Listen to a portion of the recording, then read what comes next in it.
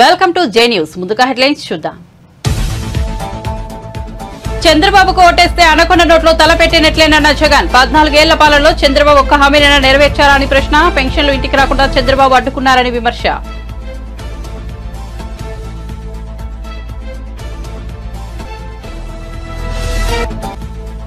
ఏలూరు జిల్లా నూజివీడులో ప్రజాగలం సభ. ఈ ముఖ్యమంత్రి ఎవరి కోసం పనిచేస్తున్నారంటూ చంద్రబాబు ధ్వజం.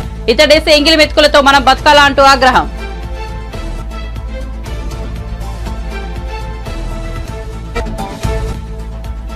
బాపట్ల జిల్లా రేపల్లెలో వారాహి విజయబేరి సభ. జనసేన కార్యకర్తల వల్లే తాను ఇన్నేళ్లు నిలబడగలానని పవన్ వెల్లడి. అడ్డగోలుగా దోచుకోవడం కుదరదు, ఇక్కడ పవన్ ఉన్నాడంటూ ఫైర్. ల్యాండ్ టైటిలింగ్ యాక్ట్ లో జగన్ కు లాభం కనిపించిందని విమర్శలు.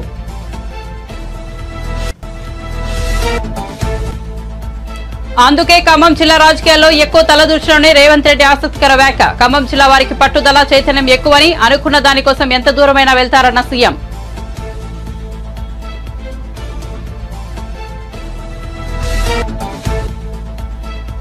మహిళపై చేయి చేసుకున్న జీవన్ రెడ్డి వీడియోపై స్పందించిన కేటీఆర్. నిజామాబాద్ లోక్సభ నియోజకవర్గ పరిధిలో ఘటన. సోజ్ ఫస్ట్ చేసిన ట్వీట్ ను రీట్వీట్ చేసిన కేటీఆర్. కాంగ్రెస్ దురహంకారమని కేటీఆర్ ఆగ్రహం.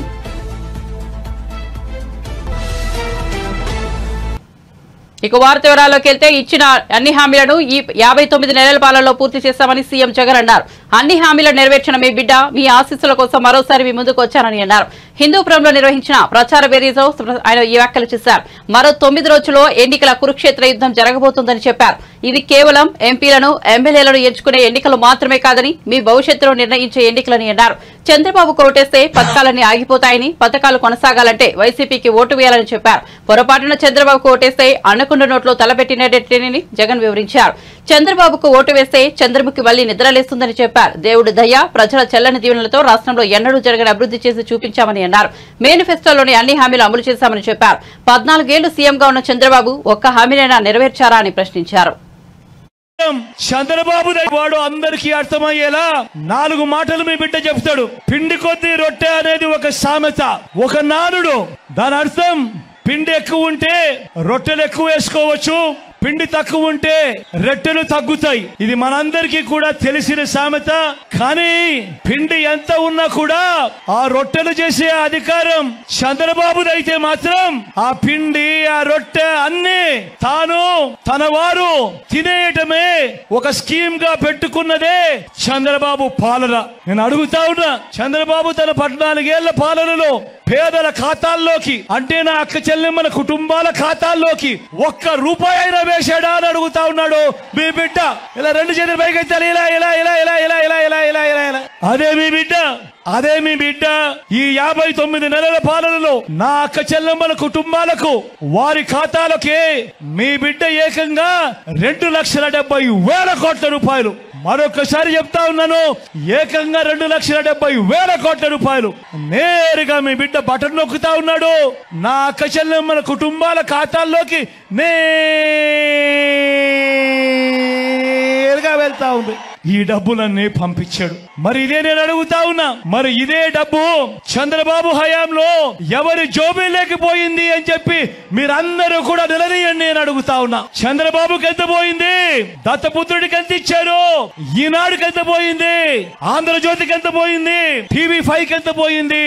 వీరి జన్మభూమి జోబీల్లోకి ఎంత పోయింది అన్నది ప్రతి ఒక్కరూ కూడా నిలదీయండి చంద్రబాబు నాయుడును అని చెప్పి అడుగుతా ఉన్నా. మీ ఇంటికంతా ఫోన్లు కూడా చేస్తా ఉన్నారు. మీ అందరికీ కూడా IVRS ద్వారా ఫోన్లు కూడా చేసి మీ భూములన్నీ జగన్ లాక్కుంటాడు అని చెప్పి ప్రచారం చేస్తా ఉన్నాడు. నేను అడుగుతా ఉన్నా, ఇంత దిక్కుమాలిన రాజకీయాలు చేస్తా ఉన్న ఈ చంద్రబాబు నువ్వు అసలు మనిషివేనా అని అడుగుతా ఉన్నాడు మీ బిడ్డ. ఈ సందర్భంగా మీ జగన్, మీ బిడ్డ భూములు ఇచ్చేవాడే గాని భూములు లాక్కునేవాడు కాదు మీ బిడ్డ. అసలు చంద్రబాబు నాయుడు అడుగుతా ఉన్నా, అయ్యా అసలు నీకు ల్యాండ్ టైటిలింగ్ యాక్ట్ అంటే ఏమిటో తెలుసా చంద్రబాబు అని అడుగుతా ఉన్నా. అసలు ల్యాండ్ టైటిలింగ్ యాక్ట్ అంటేనే దాని అర్థం ఏమిటి అంటే భూముల మీద సంపూర్ణ హక్కులు రైతన్నలకు ఎల్లవేళలా ఉండేట్టుగా ఒక యాక్ట్ చేయడమే, దాన్నే ల్యాండ్ టైటిలింగ్ యాక్ట్ అంటారు చంద్రబాబు. ఫస్ట్ అది తెలుసుకో అని అడుగుతా ఉన్నా. మళ్ళీ ఇప్పుడు వీళ్ళు ముగ్గురు కలిసి ఏం చెప్తా ఉన్నారు? మళ్ళీ మేనిఫెస్టో అంట, మళ్ళీ ప్రజలను మోసం చేసేందుకు సూపర్ 6 అంటా ఉన్నారు. నమ్ముతారా అక్క? నమ్ముతారా? సూపర్ 7 అంటా ఉన్నారు. నమ్ముతారా? ఇంటింటికి కేజీ బంగారం అంటా ఉన్నారు. నమ్ముతారా? ఏలూరు జిల్లా నూజివీడు ప్రజాగలం సభలో టీడీపీ అధినేత చంద్రబాబు నాయుడు సీఎం జగన్ పై విమర్శనాస్త్రాలు సంధించారు. ఈ ముఖ్యమంత్రి ఎవరి కోసం పనిచేస్తున్నాడు, తన కోసం తాను పనిచేసుకుంటున్నాడు అంటూ ధ్వజమెత్తారు. ఈ ముఖ్యమంత్రి మాటలు కోటలు దాటుతాయి, చేతలు గడప కూడా దాటవని అన్నారు. ఇతడు ఒక మోసకారి, ఒక అహంకారి, ఒక సైకో, ఒక విధ్వంసకారుడు, ఒక బందిపోటు దొంగ. అతడి దృష్టిలో మనమంతా బానిసలం. అతడు ఒక నియంత అని వ్యాఖ్యానించారు. డబ్బులన్నీ తన వద్దే ఉండాలని ఈ నియంత ఆలోచిస్తాడు. అతడేసి ఎంగిలి మెతుకులతో మనం బతకాలి అని చంద్రబాబు మండిపడ్డారు.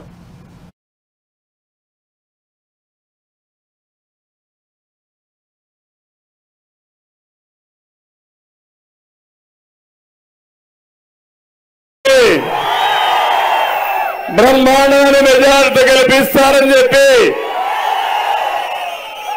గెలిపించాలని మీ అంటాను.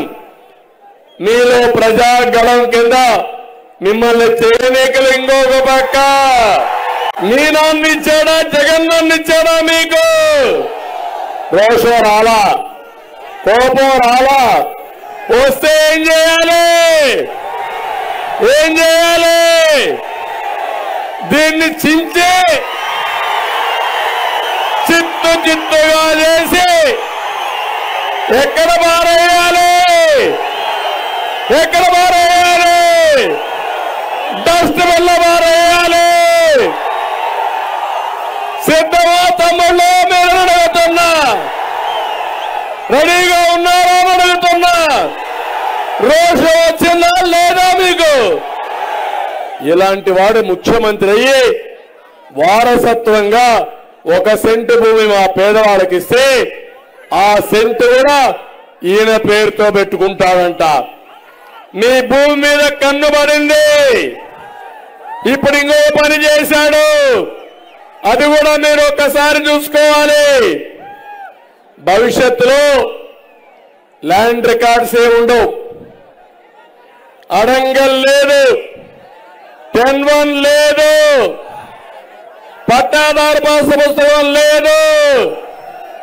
కడాన ఒక జిరాక్స్ కాపీ ఇస్తా అంట ముడ్డి తుడుచుకోవడానికి.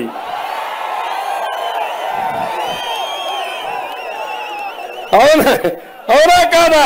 రద్దు చేయాలా లేదా? రద్దు చేయాలంటే గట్టిగా చెప్పండి, చెప్పండి. నేను అడుగుతున్నా, భరోసా ఇస్తాడంట ఈ జగన్మోహన్ రెడ్డి నా ఆస్తిని దగ్గర పెట్టుకొని నాకు భరోసా ఇస్తావా? ఎవడిచ్చాడు నీకు అధికారం? నీకు అధికారం ఇచ్చింది 5 ఏళ్ళు, అయిపోయింది 5 ఏళ్ళు. మే 13తో నీ డేట్ అయిపోయింది. నీ అధికారానికి చెల్లు చీటి. బాపట్ల జిల్లా రేపల్లెలో నిర్వహించిన వారాహి విజయవేరి సభకు జనసేనాని పవన్ కళ్యాణ్ హాజరయ్యారు. ఈ సందర్భంగా ఆయన ప్రసంగిస్తూ తాను అనేక సవాళ్లు ఎదుర్కొని టీడీపీకి అండగా నిలబడగలిగానంటే అందుకు కారణం జన సైనికులు, వీర మహిళలేనని అన్నారు. తాను ఓడిపోయినప్పటికీ బలంగా నిలబడగలనంటే అందుకు కారణం జనసేన పార్టీ కార్యకర్తలేనని స్పష్టం చేశారు. ఎన్నో ఉలిదెబ్బలు తట్టుకున్న శిల అందమైన విగ్రహంలా మారుతుందని, ఈ దశాబ్ద కాలంలో ఎదుర్కొన్న ఎదురు దెబ్బలతో జనసేన పార్టీకి కూడా ఒక అందమైన రూపు వస్తుందని భావిస్తున్నట్లు తెలిపారు. అనగానే సత్యప్రసాద్ గారు లాంటి వాళ్ళు కలుపుకెళ్ళాలి, అలాగే మన చంద్రశేఖర్ గారిని కలుపుకెళ్ళాలి. వీళ్ళందరికీ ఎందుకు నేను ఒకటే అనుకున్నా, నేను బతికుండగా ఈ రాష్ట్రానికి అన్యాయం జరగనివ్వను, తెలుగు ప్రజల ఐక్యతకి అన్యాయం జరగనివ్వను, భారతదేశ సమగ్రతకి అన్యాయం జరగనివ్వను, భంగం వాటిల్లనివ్వను. పొలాల్లో నిలిచిపోయిన డ్రైన్లు పారుదల గాక కుళ్ళిపోతా ఉంది. ఇక్కడ ఒక్క మన రేపల్లె సమస్య కాదు, ఏ మూలకెళ్ళిన ఇదే సమస్య. మనకి ముఖ్యంగా అరవపల్లి, ఉప్పూడి పరిసరాల డ్రైన్లు, వాటిని మీరు చూడండి. అక్కడ వెళ్ళి చూస్తే గుర్రపు డెక్క, నాచు, ప్లాస్టిక్, రకరకాల నానా వ్యర్థాలతో నిండిపోయింది. ఎవరు బాధ్యత తీసుకుంటారు? ఎవరు మాట్లాడతారు? మనకి బాధ్యత గల నాయకులు కావాలి.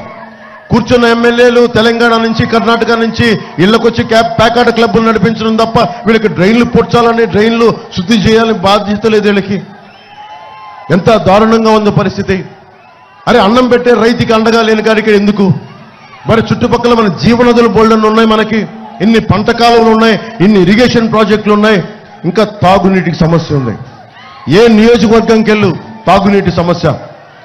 ఒక జల్ జీవన్ మిషన్ కేంద్ర ప్రభుత్వానికి ఉంది, ప్రధానమంత్రి గారు స్టార్ట్ చేసింది. ప్రతి ఇంటికి రక్షిత మంచినీరు కుళాయి కావాలని నిధులు వచ్చినాయి, 100 కోట్ల నిధులు వచ్చినాయి. ప్రతి నియోజక జిల్లాకి డబ్బులు సద్వినియోగం చేయాల, దాంట్లో డబ్బులు కొట్టేద్దాం అనుకుంటున్నారు తప్ప ఒక్కొక్క ఇంటికి ఒక కుళాయి పెట్టాలి, డబ్బులు వస్తున్నాయి, డబ్బులు ఉన్నాయి. అరే అన్ని మాటల మీద వెనక్కి తీసుకొని కనీసం తాగునీటి అవసరాలు కూడా తీర్చలేని ప్రభుత్వం.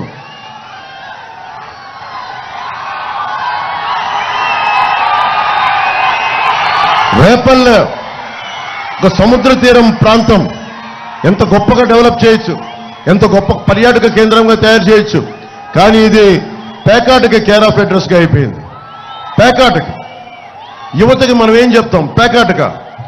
అటు మనం గుడివాడికి వెళ్తే పేకాట క్లబ్లు, బందరికి వెళ్తే పేకాట క్లబ్లు, అటు ఉత్తరాంధ్ర వెళ్తే పేకాట క్లబ్లు, మట్టి మాఫియాలు, దోపిడీలు, దాడులు తప్ప ఒక్క అభివృద్ధి లేదు. మాట్లాడదామంటే భయపెడతారు, నోరు తెరుద్దామంటే గొంతులొక్కేద్దాం ఉంటారు. అరే బలంగా అంటే అందరినీ మనకి విచ్ఛిన్నం చేద్దామని. మనం భయపడితే సమాజంలో అభివృద్ధి రాదు. నేను మీకు ధైర్యం ఇవ్వడానికి వచ్చాను. మీ ప్రాణానికి నా ప్రాణం అడ్డు. అభివృద్ధి జరగాలి.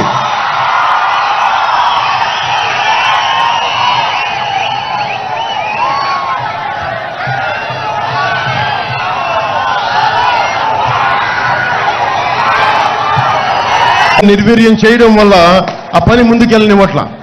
అలాగే మనం కూర్చోబెట్టి స్వభావం రీత్యా ఇది ఇసుక నేల, డ్రైనేజ్ మురికి నీరు బయటికి రావడం వల్ల అస్తవ్యస్తంగా అయిపోద్ది.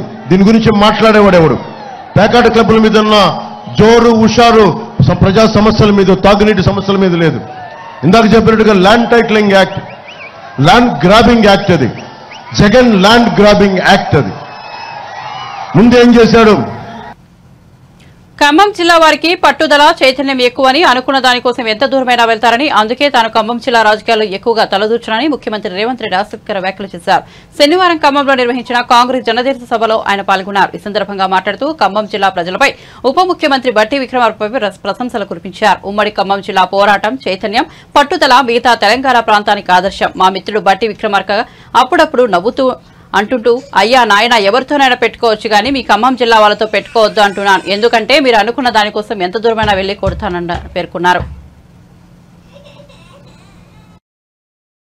ఖమ్మంలో 100 మీటర్ల గోతి తీసి పాతి పెట్టింది ఈ ఖమ్మం జిల్లా అని నేను చెప్పదలుచుకున్నా.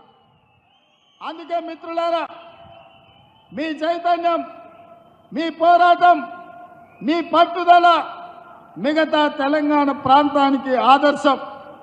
మా మిత్రుడు బట్టి విక్రమార్క గారితో నేను అప్పుడప్పుడు అంటుంటా, నవ్వుకుంటా, అయ్యా నాయన ఎవరితోనైనా పెట్టుకోవచ్చు కానీ మీ ఖమ్మం జిల్లా వాళ్ళతో పెట్టుకోవద్దు.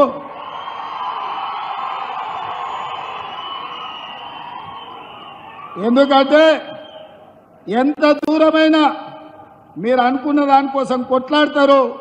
అందుకే నేను ఎప్పుడు కూడా ఖమ్మం జిల్లా రాజకీయాలలో ఎక్కువ తల దూర్చకుండా దగ్గరగా ఉన్నట్టే ఉండి దూరంగా ఉండి నమస్కారం పెడుతుంటా.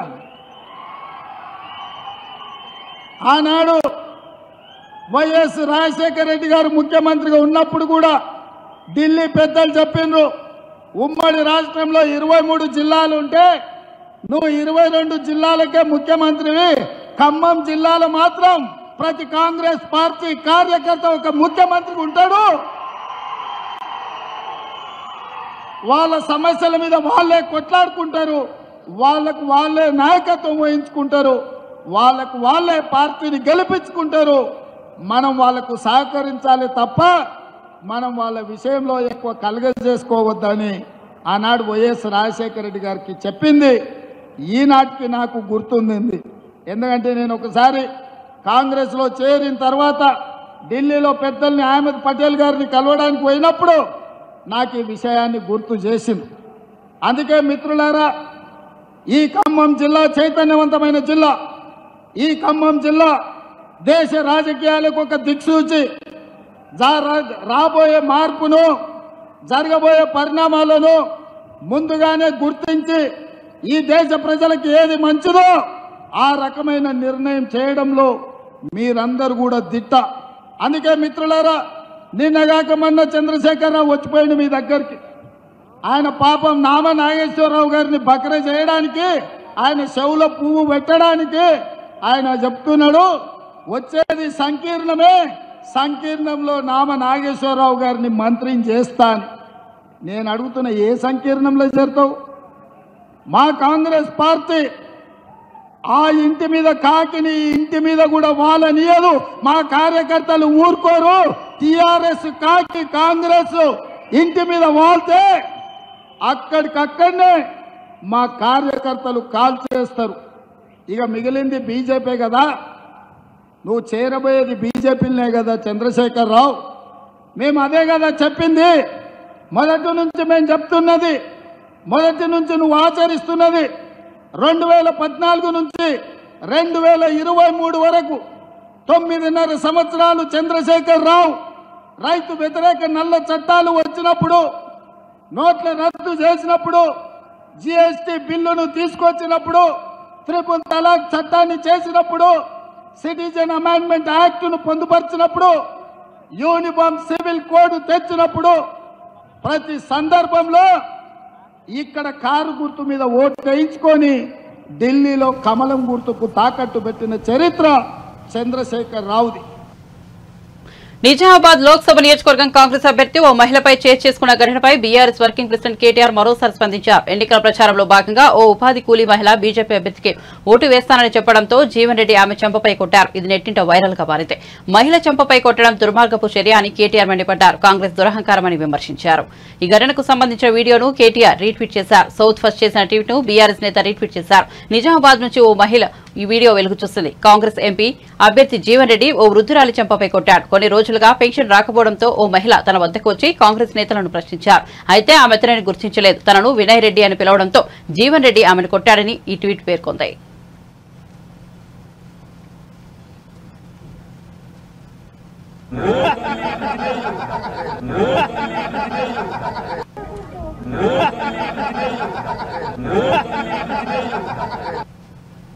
ల్యాండ్ టైటిలింగ్ యాక్ట్పై విపక్షాలు దుమ్మెత్తిపోస్తుండటం పట్ల ఏపీ ప్రభుత్వ సలహాదారు సజ్జల రామకృష్ణారెడ్డి మీడియా సమావేశం నిర్వహించారు.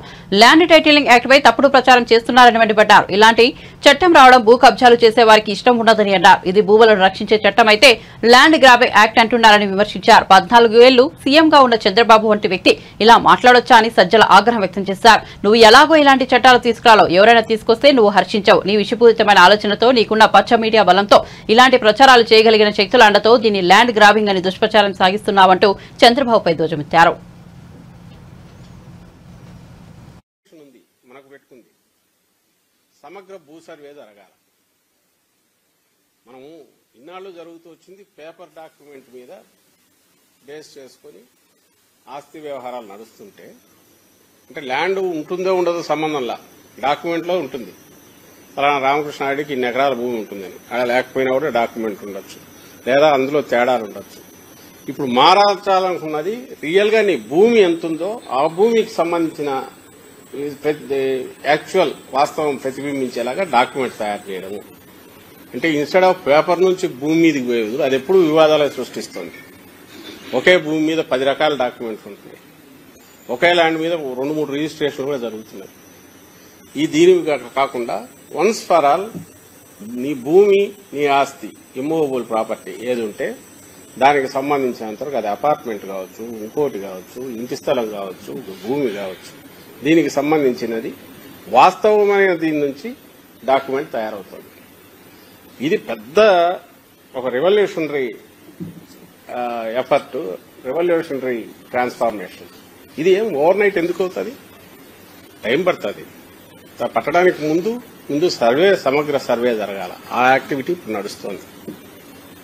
అసలు నాకు అర్థం కాదు ఏదంటే, ఇప్పుడు వీళ్ళు అంటున్న ఏ ఆరోపణలు చేస్తుంటారు. ఈ రోజు కూడా అన్యాయం అనేవి చేశారు. అసలు రైతులు లేడంట, ఎవడో సాంబశివుడు అని ఎవడో ఇంకోటి ఎవరో చెప్పి ఈనాడు బ్యానర్ స్టోర్ రాశారు. లేని రైతు, అసలు రైతు లేడు, భూమి లేదు, అసలు జరిగింది వాస్తవం కాదు, ఏమీ లేదు, ఒక కథ కల్పిత కథ రాసేసి జనం మీద వదిలేశారు. కేవలం సర్క్యులేషన్ ఉంది కదా అని చెప్పి నమ్ముతారు. అక్షరం అంటే ఇప్పటికే గౌరవం ఉంటుంది, వాస్తవం ఉంటుంది అని అనుకుంటారు కాబట్టి నమ్ముతారు. చేసి రాసి పడేశాడు జనం మీద. ఇక్కడ కూడా అంతే మిగిలిన వీళ్ళ ప్రచారం. ఇది కాక IVRS కాల్స్ రకరకాలు ఇది పెడుతున్నారు. రోజు ఆరోపణలు, ల్యాండ్ గ్రాబింగ్ అంటాడు. ఆయనకాయన చంద్రబాబు అని ఆయనకాయనే దాని మీద లాక్కుంటూ రోజు ఉపన్యాసాలు ఇస్తున్నారు. నిజంగా ల్యాండ్ గ్రాబింగ్ అనేది ఎప్పుడు జరిగిందంటే 14-19 మధ్య టీడీపీ హయాంలో జరిగింది. దానికి చెక్ పెట్టడానికి ఇప్పుడు జగన్మోహన్ రెడ్డి గారికి తీసుకొస్తున్నారు. మీకు గుర్తుందా? బాగా మీకు గుర్తుందా? వెబ్ల్యాండ్ అని తెచ్చినప్పుడు, వెబ్ల్యాండ్ అనేది తెచ్చి డిజిటలైజేషన్ చేస్తున్నామని మొదలుపెట్టిన దాంట్లో కింద పేర్లు మార్చి, పేరు ఒక రైతుది ఒక పేరు ఉంటే ఆ పేరు తీసేసి ఇంకో పేరు పెట్టి చేసుకుని తమకున్న అధికార బలంతోనో లేక రాజకీయ బలంతోనో కండ బలంతోనో ధన బలంతోనో దాని మీద డాక్యుమెంట్ చేసుకుని సేల్ చేసేసి రిజిస్టర్ చేసేసి డబ్బులు తీసుకుని కూడా ఇస్తే 1000 ఎకరాలు ఈ రోజుకు డిస్ప్యూట్ రిజాల్వ్ కాల. తెలియదా? అందరికీ ప్రజలకు తెలియదా? రైతులకు తెలియదా? 1000 ఎకరాలు. ఎందుకంటే పేపర్ మీద ఉంటే చాలు. రిజిస్ట్రేషన్కి ఏముంది? పేపర్ మీద డాక్యుమెంట్ ఉంది, రిజిస్టర్ చేసేసారు, లిటిగేషన్ స్టార్ట్ అయింది. ఈ రోజుకు రిజాల్వ్ కావట్లా. ఎందుకంటే మళ్ళీ ఆర్డీఓకి చేసుకోవాలి, ఆర్డీఓ నుంచి మళ్ళీ జేసీ దగ్గర కాకపోతే తర్వాత మళ్ళీ కోర్టుకు పోవాలి, లేదా కోర్టుకు పోయినా మళ్ళీ ఇక్కడికే రెఫర్ చేస్తారు. ఇది ఒకటైతే ఇంకా క్లాసిక్ ఎగ్జాంపుల్ చెప్పేదా? CRDA ఏరియా మ్యూటేషన్ అనేది ఫైనల్. ఒకరి దగ్గర నుంచి ఇంకొకరి దగ్గరికి పేరు మారాలంటే ఫైనల్ చేసేస్తే ఒక సుబ్బరాయుడు అనే వైఎస్ఆర్సీపీ పాలనలో మహిళలకు శాంతి భద్రతలు కరువయ్యాయని బీజేపీ నాయకురాలు షాదినేని యామిని శర్మ విమర్శించారు. విజయవాడలోని బీజేపీ కార్యాలయంలో కూటమి నేతలతో ఆమె ప్రత్యేక సమావేశం నిర్వహించారు. సీఎం నివాసానికి సమీపంలో అఘాయిత్యాలు జరుగుతున్నా నిందితులపై కఠిన చర్యలు తీసుకోలేదని మండిపడ్డారు. వైఎస్ఆర్సీపీ ప్రభుత్వం యువతను డ్రగ్స్, గాంజాయికి బానిసలను చేసిందని ఆమె దుయ్యబట్టారు.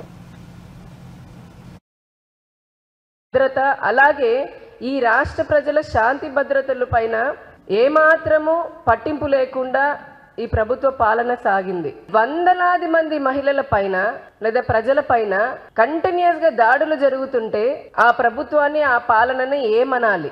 మన రాష్ట్రంలో చూస్తే గడిచినటువంటి వైసీపీ పాలనలో 650కి పైగా మహిళల పైన అత్యంత దారుణమైనటువంటి ఘటనలు జరిగాయి. ఇన్ని వందలాది సంఖ్యలో ఘటనలు జరుగుతున్నప్పటికీ కూడా ప్రభుత్వము, ముఖ్యమంత్రి గారు, మహిళలు 2 హోంమంత్రిలాగా పనిచేశారు. వారు లేదా మహిళా కమిషన్ నిమ్మకి నీరెత్తినట్టుగా ఉన్నారు. అంటే దీన్ని బట్టి ఏమర్థం చేసుకోవాలి? మనకు అర్థం కావట్లేదు. ఈ ప్రభుత్వము అసమర్థ పాలన, అసమర్థ ప్రభుత్వము, చేతగాని ప్రభుత్వము, ఏమాత్రము బాధ్యత లేనటువంటి ప్రభుత్వము, నిర్లక్ష్యంతో కూడినటువంటి ప్రభుత్వం అని చెప్పని మనకు తెలుస్తూ ఉంది. 2019 నుంచి 21 వరకు ఉన్నటువంటి మనం NCRB రిపోర్ట్ తీస్తే గనక అక్షరాల 22,278 మహిళలు, దాంట్లో 7,920 మంది బాలికలు, వారందరూ మిస్సింగ్ అయిపోయారు. మిస్సింగ్ అంటే కనపడట్లేదు ఈ రాష్ట్రంలో.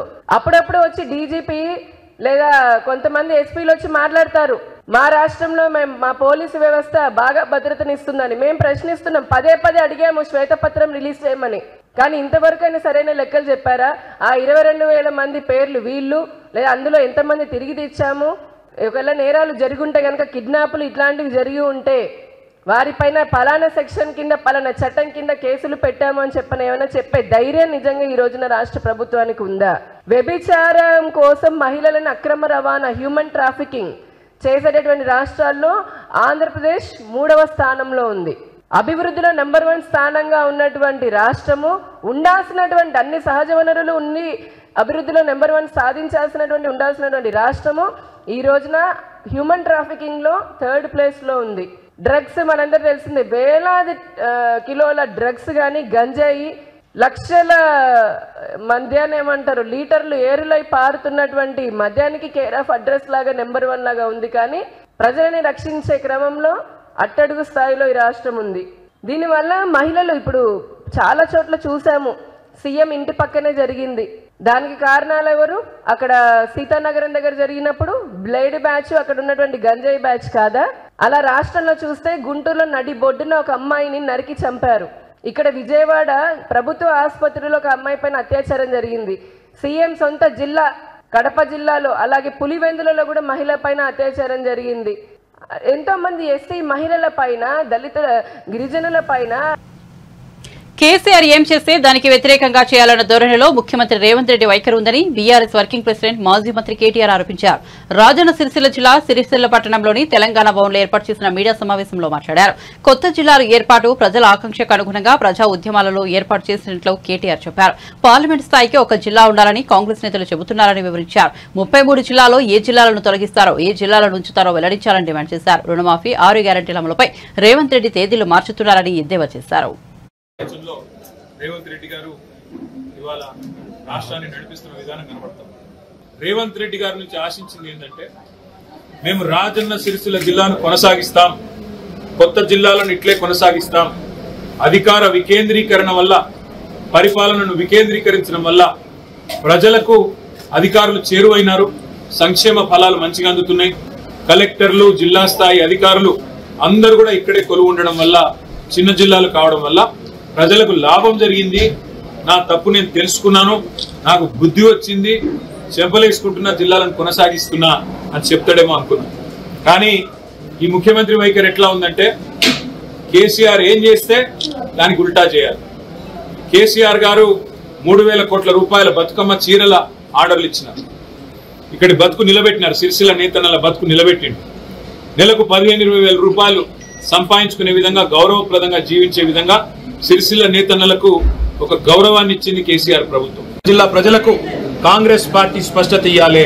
అసలు రాజన్న సిరిసిల్ల జిల్లాను కొనసాగిస్తారా తీసేస్తారా? 33 జిల్లాల్లో 17 జిల్లాలనే చేయదలుచుకుంటే ఏ 16 జిల్లాలు మీరు తీసేస్తారు? నాగర్ కర్నూలు పార్లమెంట్ లో 3 జిల్లాలు ఉన్నాయి. నాగర్ కర్నూలు జిల్లా ఉంది, వనపర్తి జిల్లా ఉంది, అదేవిధంగా గద్వాల జిల్లా ఉంది.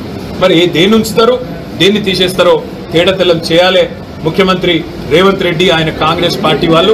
నేను డిమాండ్ చేస్తా ఉన్నా, ఇంకొక డిమాండ్ కూడా నేను చేస్తా ఉన్నా రాజన్న సిరిసిల్ల వేదికగా, ఇకనైనా చేసిన తప్పుకు చెంపలేసుకోండి, బుద్ధి తెచ్చుకోండి. సిరిసిల్లలో మళ్ళీ నేతన్నల ఆత్మహత్యలు తిరిగి ప్రారంభమైనాయి. ఇప్పటికైనా కొద్దిగా జ్ఞానం తెచ్చుకొని బుద్ధిహీనంగా ప్రవర్తించడం మానుకొని, ఇంకా పిచ్చివాగుడు బాగడం మానుకొని ఇప్పటికైనా మరి నేతన్నలకు తిరిగి ఆర్డర్లు ఇవ్వండి. ఇచ్చి బతుకమ్మ చీరకు మేము 3,000 కోట్ల ఆర్డర్లు ఇస్తే 5-6 ఏళ్లలో నీకు దమ్ముంటే 6,000 కోట్ల ఆర్డర్లు ఇ, ఇంకా మంచి చీరలు తయారు చేయించు, లేదా కాటన్ పరిశ్రమకు ఊతమిచ్చే విధంగా వ్యవహరించు. అంతేగాని మూర్ఖుడిలాగా ఇవాళ ప్రజల ఉసురు తీసుకునే విధంగా, నేతన్నల ఉసురు తాకే విధంగా ఈ దిక్కుమాలిన రాజకీయాలు చేయవద్దని చెప్పి కూడా రేవంత్ రెడ్డి గారికి నేను విజ్ఞప్తి చేస్తా ఉన్నా. మీ వైఖరి ఏంది అసలు? నేత కార్మికులను ఆదుకుంటారా, లేకపోతే వాళ్ళు చస్తా ఉంటే చూస్తా ఊరుకుంటారా చెప్పాలని చెప్పి కూడా నేను డిమాండ్ చేస్తా ఉన్నా. నిన్న మేము ఊహించింది, ఆశించింది ఈ ప్రాంతంలో ప్రజలకు సాంత్వన చేకూర్చే మాటలు. నిన్న మొన్నటి దాకా తంగళ్లపల్లి బ్రిడ్జ్ కింద నీళ్లు కనబడుతుండే మంచిగా, గోదావరి నీళ్లు. ఇలా మాయమైన రేవంత్ రెడ్డి వచ్చినాయి. దాన్ని ఏం చేస్తావో చెప్పవు, ఇక్కడికి వచ్చినావు, మరి ఇక్కడ బోర్లు ఎత్తిపోతున్నాయి, మళ్ళీ ప్రజలు గొంతెండి నీళ్ల కోసం అలమటిస్తా ఉన్నారు, రైతుల పంటలు ఎండిపోతా ఉన్నాయి, దాని మీద ఒక్క మాట మాట్లాడలేదు. ఇట్లాంటి సిగ్గుమాలిన ప్రభుత్వం, ఇట్లాంటి తుగ్లక్ పాలన ఇవాళ ప్రజలు చూసి అసహించుకుంటా ఉన్నారు, నవ్వుకుంటా ఉన్నారు. నువ్వు చెప్పే అబద్ధాలు అసత్యాలు ప్రజలు ఇవాళ చీత్కరించుకుంటా ఉన్నారు. 6 గ్యారంటీల్లో 5 అమలు చేసినా అని సిగ్గు లేకుండా నువ్వు బొంకుతుంటే, హోర్డింగ్లలో పెట్టుకుంటే ప్రజలు ఇవాళ నవ్వుకుంటున్నారు, చీత్కరించుకుంటా ఉన్నారు. బులెటిన్ ముగించే ముందు హెడ్లైన్స్ మరోసారి చూద్దాం. చంద్రబాబుకు ఓటేస్తే అనకొండ నోట్లో తలపెట్టినట్లేనన్న జగన్. 14 ఏళ్ల పాలనలో చంద్రబాబు ఒక్క హామీనైనా నెరవేర్చారా అని ప్రశ్న. పెన్షన్లు ఇంటికి రాకుండా చంద్రబాబు అడ్డుకున్నారని విమర్శ.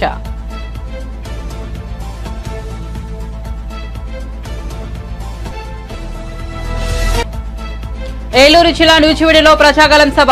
ఈ ముఖ్యమంత్రి ఎవరి కోసం పనిచేస్తున్నారంటూ చంద్రబాబు ధ్వజం. ఇతడేసే ఎంగిలి వెతుకులతో మనం బతకాలా అంటూ ఆగ్రహం.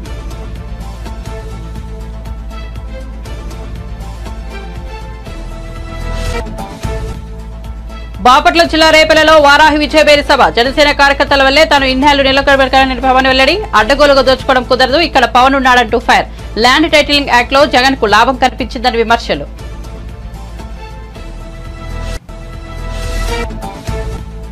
అందుకే ఖమ్మం జిల్లా రాజకీయాల్లో ఎక్కువ తలదూర్చడమని రేవంత్ రెడ్డి ఆసక్తికర వ్యాఖ్య. ఖమ్మం జిల్లా వారికి పట్టుదల, చైతన్యం ఎక్కువని, అనుకున్న దానికోసం ఎంత దూరమైనా వెళ్తారన్న సీఎం.